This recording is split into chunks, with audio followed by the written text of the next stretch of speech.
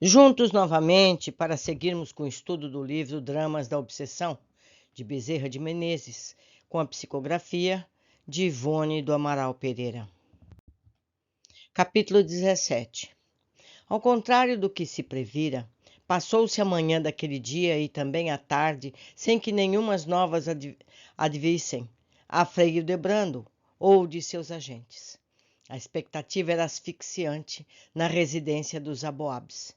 Temiam estes que, informados da súbita partida de Joel, seus inimigos investissem represálias contra qualquer outro membro da família. Em vão, entre os salmos, cuja doçura tanto bem lhe faziam a alma, Esther escolhera algo mais reconfortante para reerguer as energias morais da família que sofria, além da expectativa torturante. Também a incerteza da sorte do filho querido, que se arrojara a uma temerária aventura.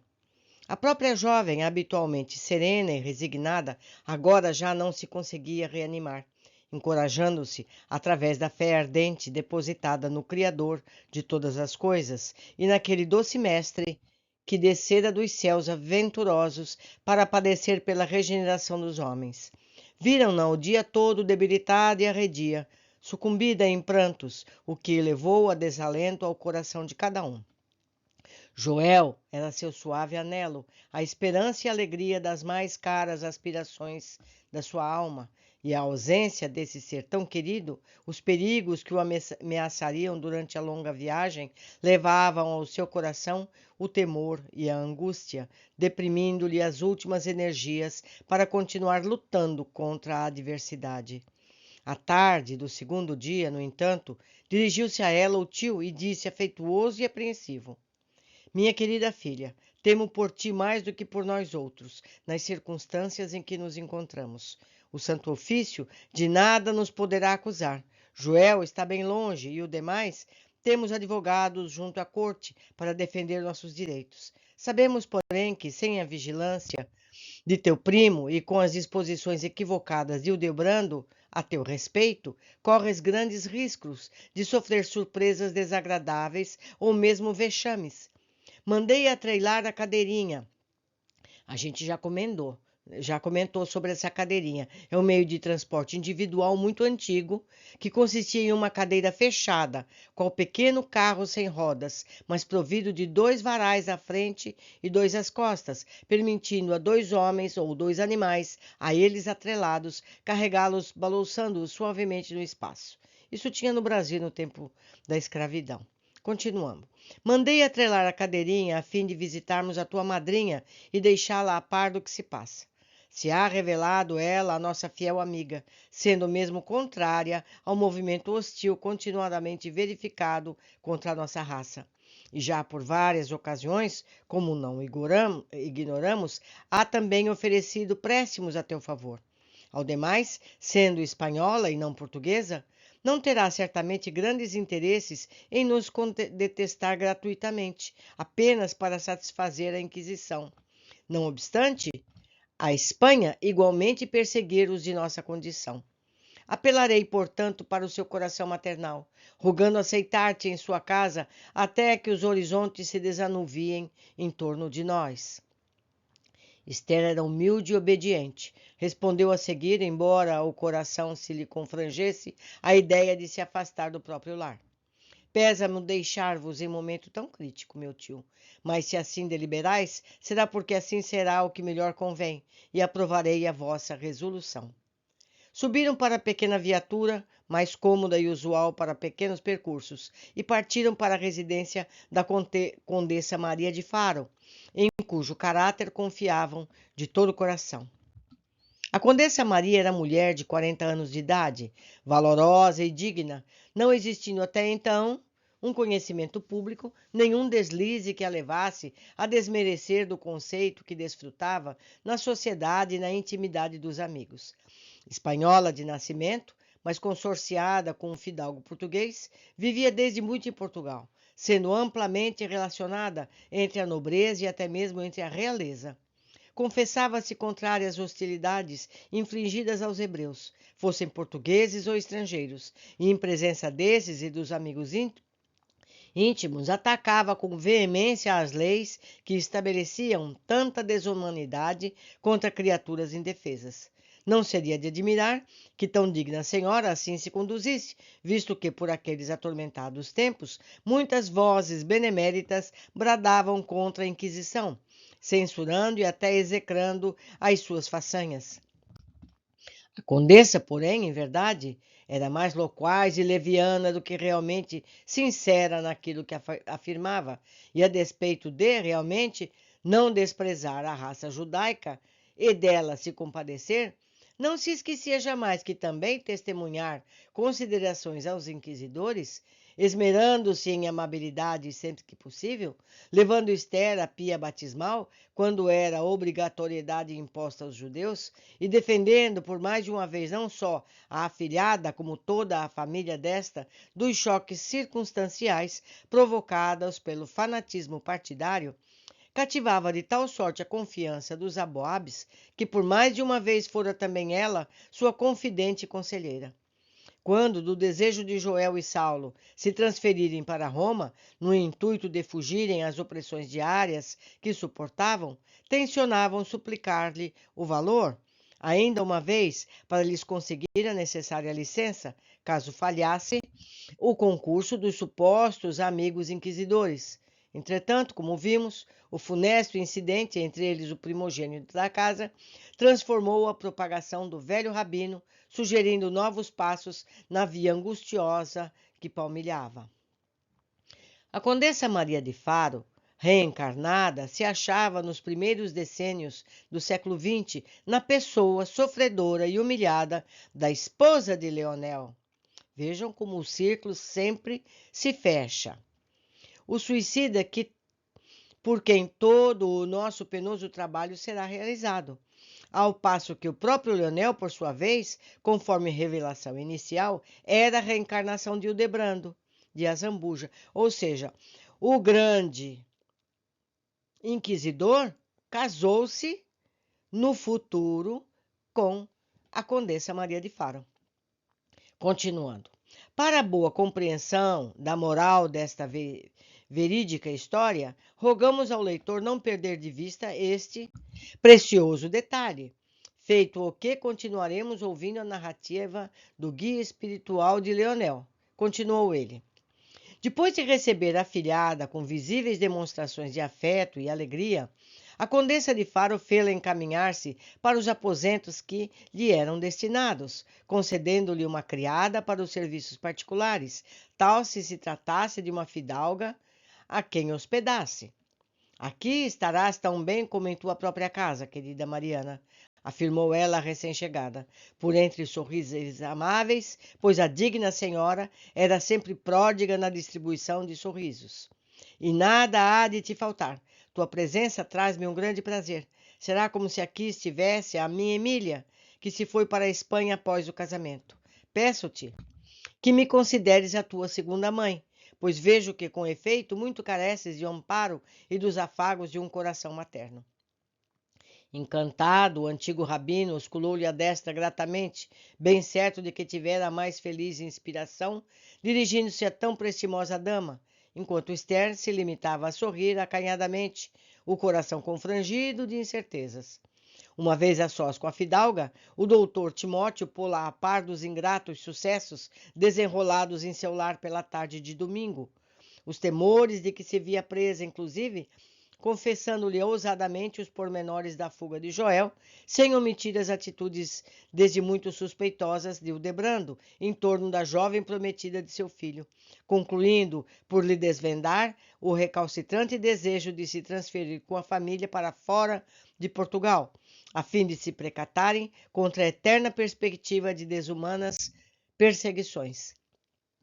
Talvez, sentindo-se em desespero de causa, ou excitado pelos acontecimentos de 2 dias antes, Timóteo estendeu ainda mais a confiança depositada na condessa, solicitou-lhe o concurso precioso para saírem legalmente do país, de posse dos pequenos haveres que ainda lhes restavam, visto que, já idoso, impossível seria partir destituído de recursos, ao menos para se socorrer, e a família, nos primeiros tempos, em terras estrangeiras. Maria ouviu-o atentamente, grandemente interessada. Não o interrompeu sequer com uma parte ou um monossílabo, a que de algum modo impressionou o visitante, desconcertando-o. De quando em quando, como que aprovava com um leve sinal, um movimento de ombros ou de cabeça. E reconhecendo finalmente que seu hóspede terminara a ingrata exposição, advertiu lacônica, mas veemente: regressai descansado à vossa casa, senhor Fontes Oliveira. Farei o que me estiver ao alcance a fim de vos servir. Quanto a Mariana, será um depósito sagrado para mim. Nenhuma decepção a atingirá enquanto permanecer sob meu teto. À noite, no entanto, Maria de Faro sentiu-se insônia e agitada, forçando a imaginação no penoso labor mental de criar uma solução que, servindo aos Fontes Oliveira, também não a indispusesse com nenhum representante dos poderes civis e eclesiásticos, e ainda com o rei e o inquisidor mor, Frei Hildebrando de Azambuja. Seu desejo seria, realmente, beneficiar os perseguidos. Mas a loquaz espanhola seria muito experiente e maliciosa para se arriscar a toldar as boas relações sociais que desfrutava com a proteção de judeus recém-convertidos que ainda poderiam decepcioná-la e muito interesseira para se expor ao desagrado de personagens como aquelas que lhe apontavam como inimigos que teria de combater. Na manhã seguinte, por isso mesmo, muito preocupada e mal-humorada, Maria chamou à audiência particular o escriba do palácio, espécie de secretário da casa, dos negócios de seu marido, cujas atribuições se dilatavam ao preparo da correspondência particular de cada um. E depois de algumas indecisões, falou autoritária: tome do necessário, porque ditarei uma carta para a pessoa do grande destaque social. O escriba escolheu o melhor papel de linho, com timbres dourados, escudo de armas da casa, da melhor pena de pato e da mais afamada composição de tinta para escrever, dispondo-se ao delicado trabalho. Aqui vem uma nota. Existiam nessa época, no século XVI, tintas coloridas muito vivas e variadas para a escrita particular, inclusive uma espécie de purpurina dourada para cartas destinadas a personagens gradas, para a literatura sacra e a poesia. Continuando. E Maria, então, recordando Pilatos, muito digna e majestosamente sentada em sua cadeira manuelina, alta e suntuosa, qual um trono, ditou o que se segue, aliada dos deveres para com Deus e o próximo, sem suspeitar que criaria, com a traição contida nessa carta, um drama intenso e apavorante, cujas consequências lamentáveis se estenderiam por 4 longos séculos de lágrimas, infortúnios e crimes para outrem e para si. E que a mesma missiva forjaria um elo que enredaria a si própria e ao destinatário, elo moral cuja solidez não lhe seria jamais possível romper, e que, atada àquela pelas leis de causa e efeito e repercussões conscienciais, palmilharia futuramente um tormentoso calvário de provas e expiações, até que expungir conseguisse da própria consciência as sombras acusadores que a deprimiam. Ditava, pois, enquanto o paciente funcionário fazia correr a pena, certo de que uma infâmia a mais ali se praticava, mas isento de responsabilidades conscienciais, porque era apenas um servo, pouco menos que um escravo, obedecendo ao seu senhor. Reverendíssimo Dom Frei Hildebrando de Azambuja, venerável inquisidor mor da Santa Inquisição de Lisboa, peço vossa bênção com admiração, respeito e suma devoção. Deus seja convosco, salve, Senhor. Um fato extraordinário verifica-se no momento em Lisboa, tendo-me por testemunha eventual, o que me impele a dirigir-me a vossa reverendíssima, a fim de melhor provar a minha fidelidade incondicional à Santa Inquisição. Desde ontem, reverendíssimo Hildebrando, hospeda-se em minha casa, sob minha tutela temporária, a menina Mariana Fontes Oliveira, vossa paroquiana e pupila espiritual, da qual sou madrinha de batismo por um ato de piedade, permitido e aprovado pela Santa Igreja. Trouxe ao seu tio Silvério Fontes Silveira, rogando-me aceitá-la a fim de salvaguardá-la de perseguições por ele consideradas iminentes sobre toda a família, mas as quais eu apenas entrevejo no cérebro abrumado de heresias dos mesmos supostos perseguidos. Não desejo, reverendíssimo, indispor-me com a sua instituição tão generosa e benemerente como tendo que ser a Santa Inquisição, e por isso participo-lhe não somente a presença da menina Mariana em minha casa, sem autorização da vossa reverendíssima, como ainda da pretensão de toda a família de exilar-se para Roma, de qualquer forma, sendo que o primogênito da casa, desde a madrugada de anteontem, ausentou-se de Lisboa, pois o próprio pai, confidencialmente, narrou-me os acontecimentos que ocasionaram a sua partida, acontecimentos que muito lamento, julgando-os ofensivos à vossa reverendíssima, conquanto eu estime os Fontes Oliveira, e até lhes desejo todo o bem possível, encontro-me no dever de escrever a presente epístola, a fim de não me considerar cúmplice de atos reprovados pela jurisdição do Estado, como a Igreja, coisa grave da qual me desejo tornar responsável, da qual não desejo tornar responsável.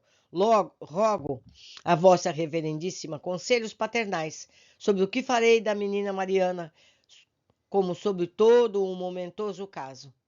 Uma hora depois de expedida a carta, Hildebrando de Azambuja era recebido pela condessa em audiência particular, entretendo-se ambos em secreta conversação durante cerca de 2 horas. Ao despedir-se, o religioso escutou a destra da inconsequência fidalga, exclamando enfaticamente: a circunscrição número está em oculto, da Santa Inquisição de Lisboa, agradece pela minha voz, senhora, a valiosa cooperação que acabais de conceder ao decoro e à respeitabilidade da Igreja.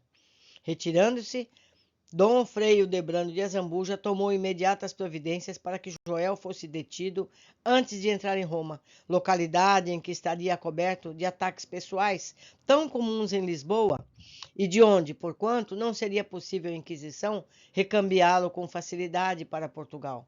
Era, como vemos, o 3º dia da partida do jovem Aboab, e Hildebrando, ressentido pelo descaso e pela desobediência à sua pessoa e cogitando da melhor forma de castigar o ardoroso mancebo, ignorava, no entanto, a sua partida, visto que realmente não mandara espionar, nem sequer conceber a possibilidade do arrojo de uma fuga. À tarde desse dia em que visitara a condessa, porquanto partiu de Lisboa uma escolta armada, constante de 5 homens à cata do fugitivo e do pajem, legalmente documentada e com ordens rigorosas de prisão do infrator, devidamente assinadas e registradas, o que lhe emprestava o irresistível poder.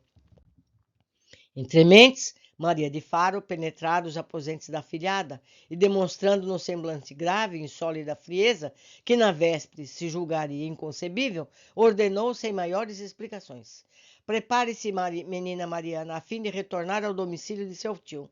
Não me será lícito recebê-la como pupila sem uma ordem do juizado do arcebispado.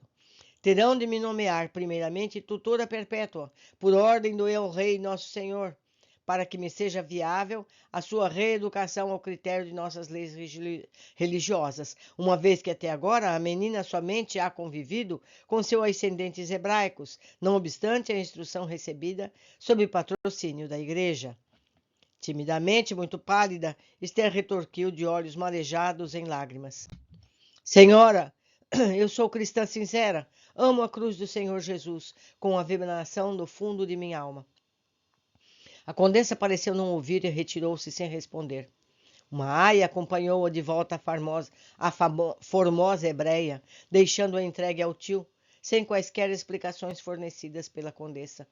Aboab houve de se orientar pelos relatos da sobrinha, porquanto aquela dama, até então amável e prestimosa, não se permitia sequer agora a consideração de uma carta esclarecedora da recusa em conservar a afilhada, quando na véspera prometera gentilmente protegê-la. Ansioso e incompreensível e nem confiando no que lhe transmitia Esther, o pobre homem tornou ao palácio no intuito de se entender melhor com a ilustre dama, pois temia haver contribuído de qualquer forma para desmerecer no seu conceito, e insistente e perseverante como sonham ser os de sua raça, solicitou nova audiência, aguardando, porém, pela resposta cerca de 2 horas, findas as quais apenas obtivera de um criado descortês esta lacônica decisão: a senhora condessa não concede audiência no dia de hoje. Sem saber o que pensar e prevendo algo desagradável, o antigo rabino tornou ao lar, forçando no íntimo do coração a esperança de que Maria de Faro houvera mandado explicações por algum especial mensageiro que ele se desencontrara. Mas, em chegando ao próprio domicílio, encontrara antes o mandato do Santo Ofício para que ele e os filhos comparecessem, ainda naquela tarde, à sede da circunscrição, a fim de prestarem esclarecimentos urgentes quanto à tentativa de afastamento de Lisboa do jovem Henrique Fontes Oliveira, sem a devida autorização do legado do bispado. A cerimônia, não obstante os aparatos e terrores próprios da época, decorreu normalmente. Toda a família, a uma só voz, asseverou ignorar a súbita resolução do jovem, pois ele apenas se afastara para o campo, acompanhado de seu pajem, em busca de paisagem para os quadros que tencionava pintar, que efetivamente mantinha a intenção de se transferir mais tarde para Roma, a fim de aperfeiçoar estudos artísticos, mas que no momento apenas perambulava pelas províncias, a fim de se inspirar para a obtenção de motivos para seus quadros. Não seria possível que assim fosse ao entendimento da Inquisição, mas o testemunho da Condessa de Faro, cuja carta denunciadora o Frei Hildebrando fora do conhecimento dos juízes e acusadores, fora também levada em muita consideração para que a palavra dos depoentes prevalecesse. Hildebrando encontrava no argumento excelente ensejo para suas costumeiras façanhas inquisitoriais e também para desforras contra aqueles a quem realmente nunca estimara. Os depoimentos foram, pois, considerados de má-fé. Contudo, tais delizes, perante a lei do Santo Ofício, não eram passíveis de prisão, e sim de extorsivas multas e indenizações. Houve, portanto, Timóteo, mais uma vez, de depositar aos cofres públicos ou nas mãos ávidas dos inquisidores boas quantias de ouro, o que reduzira a mediocridade da fortuna, carecendo mesmo até de pôr à venda muitas das preciosidades que possuía, tais como pratarias, cristais, porcelanas, objetos de arte, joias, etc. Não obstante, a vigilância em torno dele e da família recrudescia. Sentenciaram as autoridades a qualquer outra infração às leis vigentes, de tão egrégio tribunal seria punida com a prisão e o respectivo processo.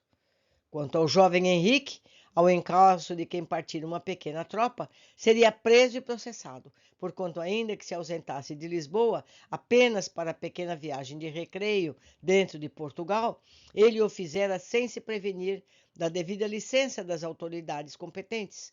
Hildebrando, porém, estava certo, como sabemos, de que Joel, ou Henrique, realmente fugira graças à intercessão entre ambos à mesa de Fontes Oliveira. Intercalção, a briga dos dois, conforme as informações fornecidas por Maria de Faro, e apoiando-se na legalidade inquisitorial, pretendia agravar o fato dele, valendo-se a fim de servir às próprias pretensões.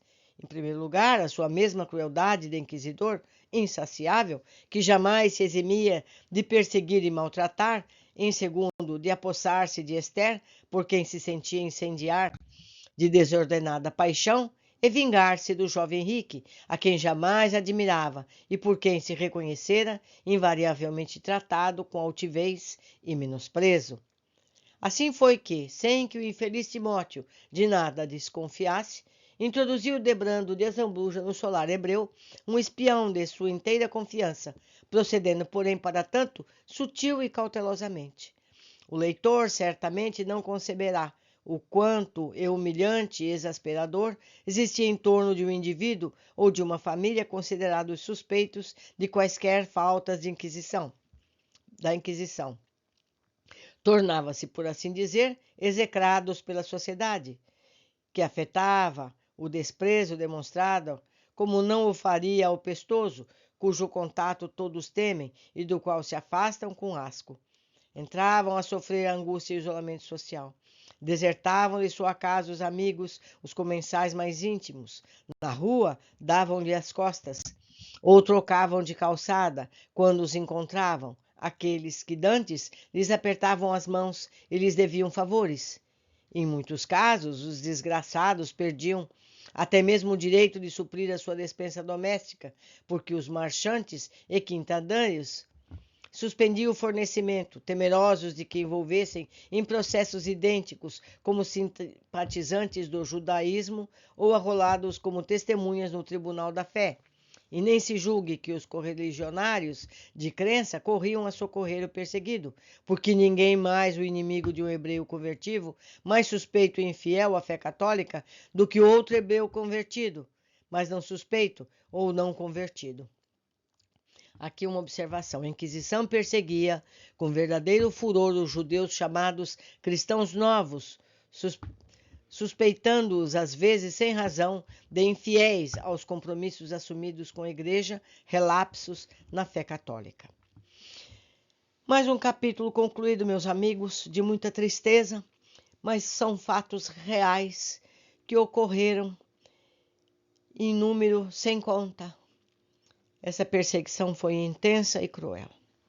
Terminamos por hoje. Eu aguardo a todos no próximo capítulo.